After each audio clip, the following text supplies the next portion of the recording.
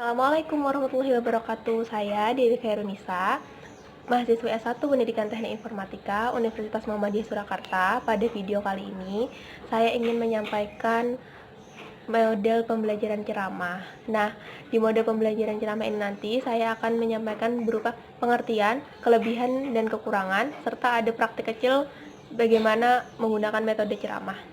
Jadi yang pertama itu, apa sih metode ceramah? Jadi dalam metode ceramah atau lecture method merupakan sebuah cara pelajaran yang dilakukan oleh guru secara monolog dan hubungan satu arah atau one way communication. Metode ini dipandang paling efektif dalam mengatasi kelangkaan literatur atau rujukan yang sesuai dengan jangkauan daya paham siswa.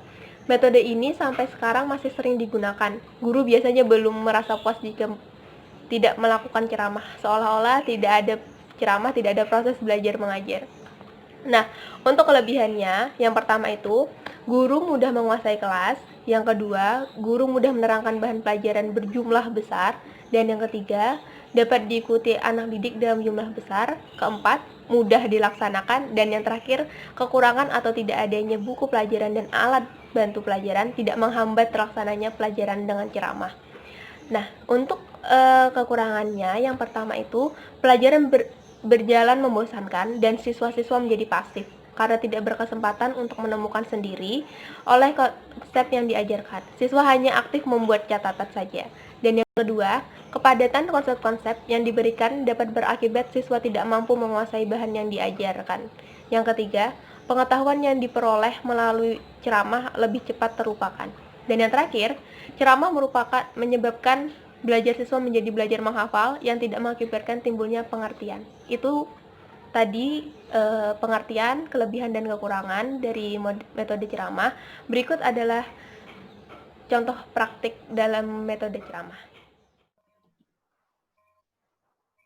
Oke, kita akan mulai praktek. Saya akan membawakan materi tentang simple future tense. Jadi simple future tense adalah bentuk tenses yang digunakan untuk menyatakan suatu kejadian di masa yang akan datang. Nah, bentuk tenses ini merupakan salah satu tenses yang paling dasar dan sering banget digunakan dalam penulisan maupun percakapan bahasa Inggris. Penggunaan tenses ini identik dengan kata will atau shall atau be going to.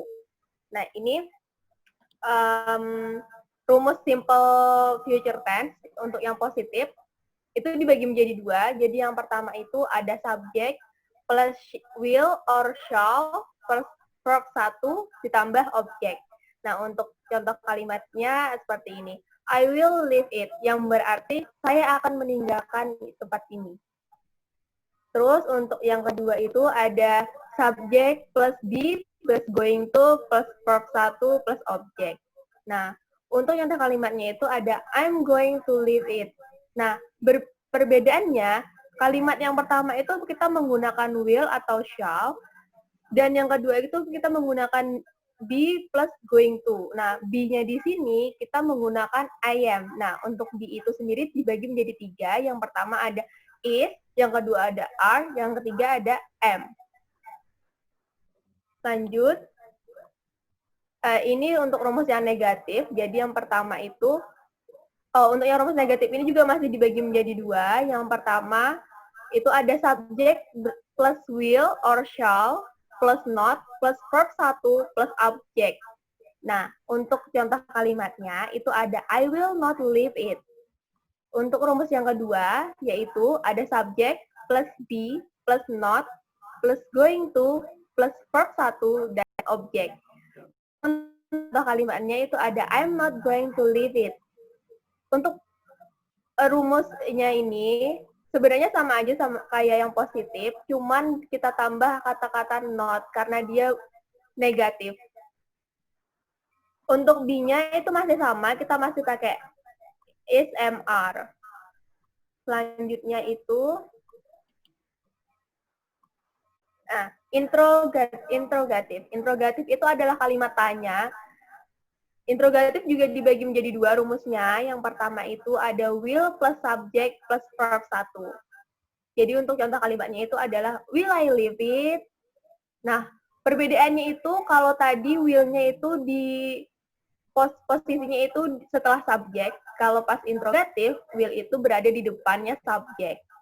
Nah, untuk yang kedua yaitu rumusnya be plus subjek plus going to plus verb 1 dan plus objek. Contoh kalimatnya itu I'm going to leave it. Nah, perbedaannya juga sama. Yang tadi be-nya itu sesudah subjek, sekarang be-nya ditaruh di depan subjek. Untuk simple future tense, cukup itu materinya. Apakah ada yang ingin ditanyakan? Nggak ada, Bu. Oke, sudah mengerti semuanya? Belum ada, Bu. Udah. Oke, baik. Sampai di sini dulu materi kita. Terima kasih atas perhatiannya. Wassalamualaikum warahmatullahi wabarakatuh. Waalaikumsalam warahmatullahi wabarakatuh. Nah, alasan saya memilih metode ceramah yang digunakan itu adalah karena pada saat ini kita sedang melaksanakan pembelajaran secara daring dan sulit juga untuk kita bertatap muka secara langsung dengan murid-murid, sehingga dengan metode ceramah itu yang paling efektif dan efisien dalam menyampaikan materi. Bisa menggunakan psikologi, bisa menggunakan media-media pembelajaran yang lain seperti Zoom dengan metode ceramah, sehingga mereka dapat memahami materi yang diberikan oleh seorang guru. Nah, sekian video dari saya. Terima kasih teman-teman sudah mau menonton dari awal sampai akhir. Jangan lupa untuk di-like dan jangan lupa juga di-subscribe channel saya. Terima kasih. Assalamualaikum warahmatullahi wabarakatuh.